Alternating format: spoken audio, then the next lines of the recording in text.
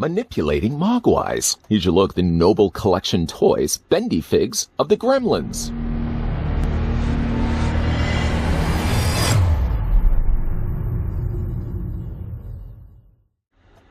The Noble Collection are pleased to announce the latest addition characters to their Bendyfigs highly posable toy range. Just in time for Christmas, they offer their new Gremlins range of Bendyfigs. First introduced in the 1984 comedy horror film directed by Joe Dante, which tells the tale of a dad searching for a Christmas present for his son, who buys a mogwai, unaware that mogwai's Cantonese for devil. They soon notice the magical nature of the little creature. When water is spilt on him, mayhem soon follows.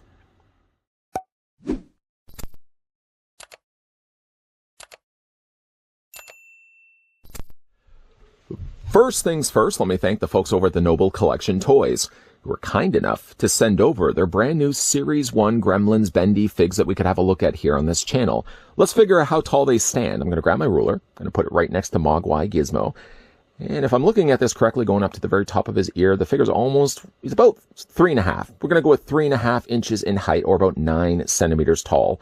And then all the gremlins that are behind him are obviously, well, almost twice his height. We're going to maybe go with Mohawk.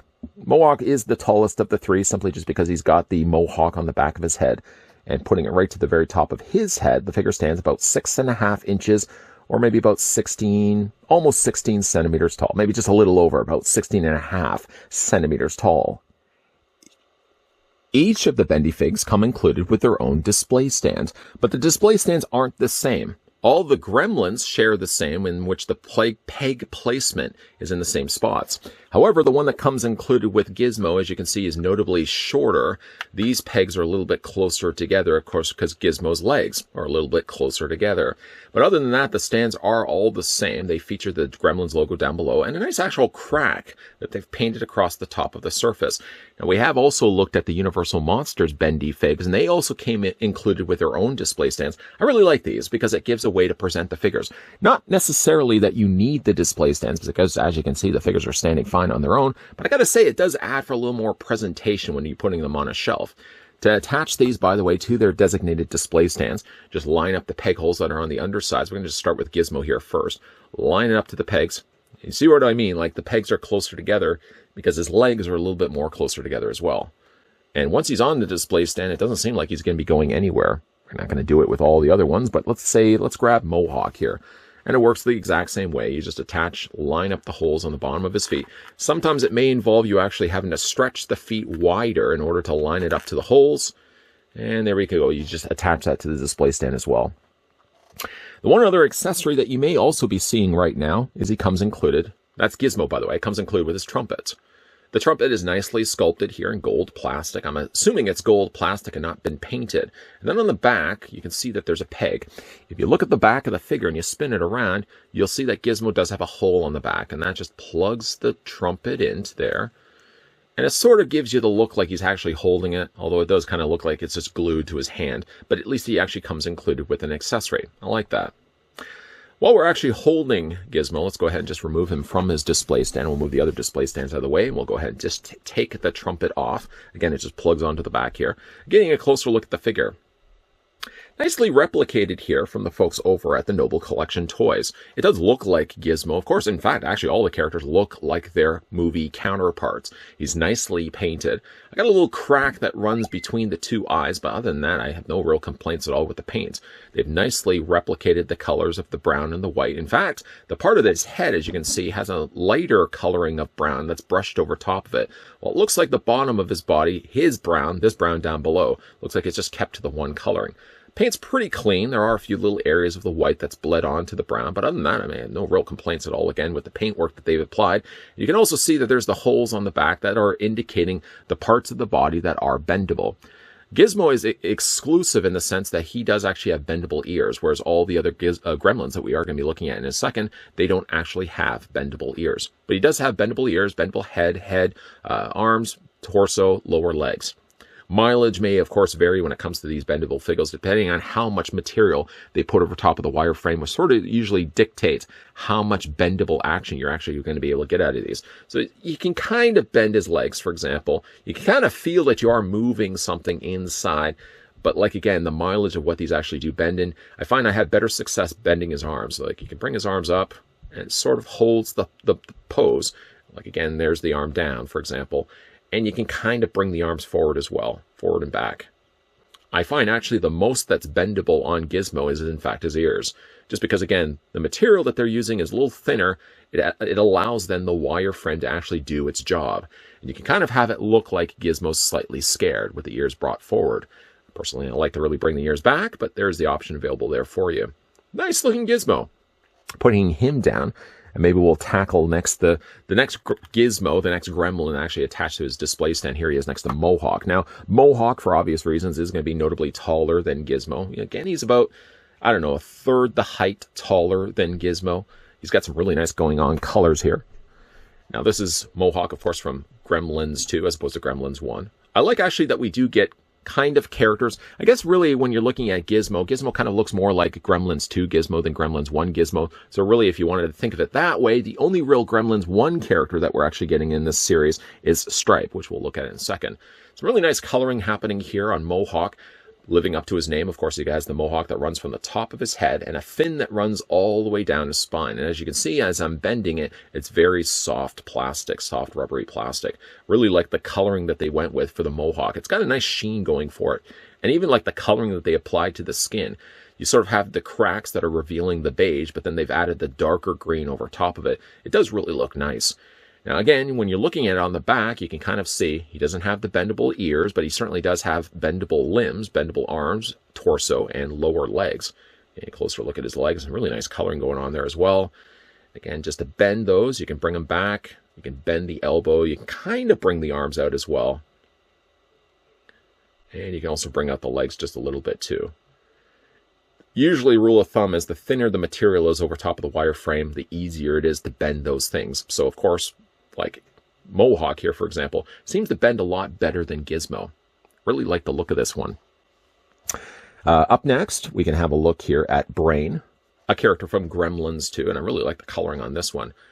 Instead of going with the green that we looked at earlier with Mohawk, sort of his color scheme is sort of a yellowish beige mixed with brown. And I love the little freckles and speckles that they've added onto his ears here.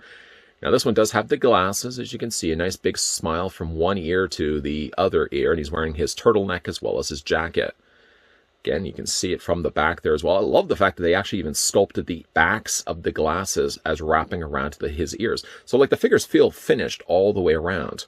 Again, the holes on the back sort of indicate what is wire framed inside the figure's body. So like the arms, the torso, the legs. You're really not going to be, in cases like this, being able to do too much with the torso. But you can certainly bring out the arms. The arms are bendable. And again, you can bring them forward as well.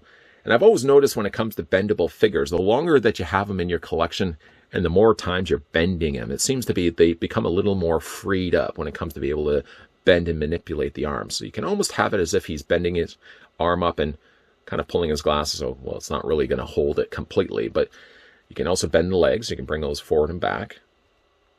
And there's Brain. Really nice looking Brain.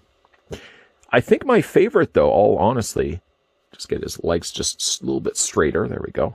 I think my favorite from the ones of Wave 1 here might actually be Mohawk. Or Stripe, I should say Stripe. So confused looking at the two characters side by side. In fact, actually, you know what? Let's grab Mohawk and put him next to Stripe. Sort of the evolutionary next step. A lot of them say that Mohawk is basically just a reincarnated version of Stripe. I don't know if I buy into that, but I do like the look of the two characters. Definitely a different smile between the two. I love the sinister smile that they've sculpted in here for Stripe. Again, you've got the light, very nice light-colored Mohawk. Man, it's not always why I keep calling him Mohawk. Really nice looking Stripe. For some reason, these figures reminded me also, back in the 80s, and not everybody I'm sure is going to be able to remember this scenario I'm about to say, but generally in the 80s when you went to movie theaters, they usually had a lot of merchandise out. They were in kind of cabinets where you could buy t-shirts, figures, candy, anything to do with that particular movie. And I remember back in the day when I did see Gremlins in the theater that they had bendable Gremlins toys. Maybe they weren't as painted nicely or sculpted as well as these ones, but for some reason looking at these toys, they remind me of those 80s bendable Gremlins toys. Again, I think my favorite of the ones is actually Stripe here. I really like the look of him. The big smile across, again, his face, Paint on all of these is really, really good. And this one, again, has the bendable arms, so you can bring those arms out. Kind of, you can bend his torso, not too much, though. And you can also manipulate and move his legs as well. Yeah, I think my favorite definitely is Stripe of the ones that we get here from Wave 1. Gizmo's fun, too.